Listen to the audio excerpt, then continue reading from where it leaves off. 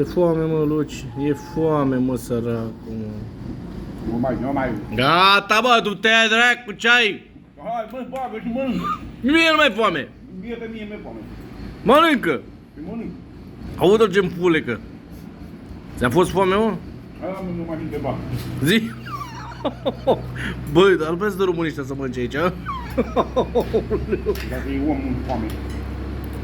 Ți-aduc o bere? Da? Adu-mă. Bagă mâna. Zi-mă, ți-aduc o bere? Adu-mă. Bagă mâna. Nici eu nu mai mă urc sus. Na. Ha? Nici eu nu mai mă urc sus. Nu mai te urci sus? Dacă n-au dus o bere, ce? Păi te urci pe scară, tu mai stai acolo să cazi dragul acolo să dau bere. De când vine berea. Ha? Vine berea. Când vine berea? Unde, mă? Iată. Îi dau clar. E, nu, bă, băiatul, ai noroc cu Georgiana, că altfel, în nădejdea mea, bravo! Ai luat, digă, te ai uitat. Am luat. Nu știu. Mai și fumezi azi? Dar ce are? Tată, cunoști toate ce mă să iau grasă de mă de jos? Da. Bă, E, mă. mi s-a făcut țigările 500.000 pachet, 50 de lei. E, bine, păi vrea. La cât?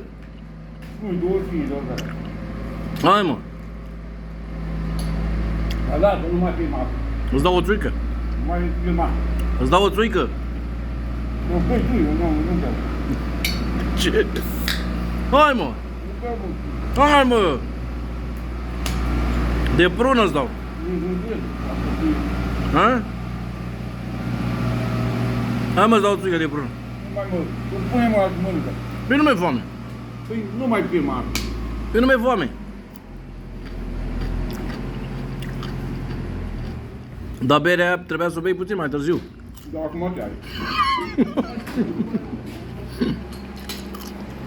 Păi bei toată sau jumătate? Mamă, nu vreau. E bună? Acum da. Dar te-ai dat pe asta, pe albaher, pe asta, da? Nu-ți mai place altă bere? Mă, zi, mamă. Zi, mă.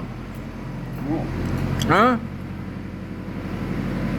Vrei mă altă bere? Muiule! Nu, mă, nu. Lasă-mă.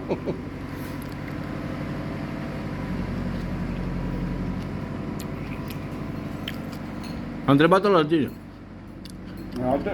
Trebuie să mai zici tu ceva. Nu zi, mă, nimic. Ce mă, Nicola? Nicu? A făcut ăla ceva cu voia mașină? Am făcut gaura acolo. Bine, mă, zic. Hai, poftă bună. Închide. Poftă bună, mă.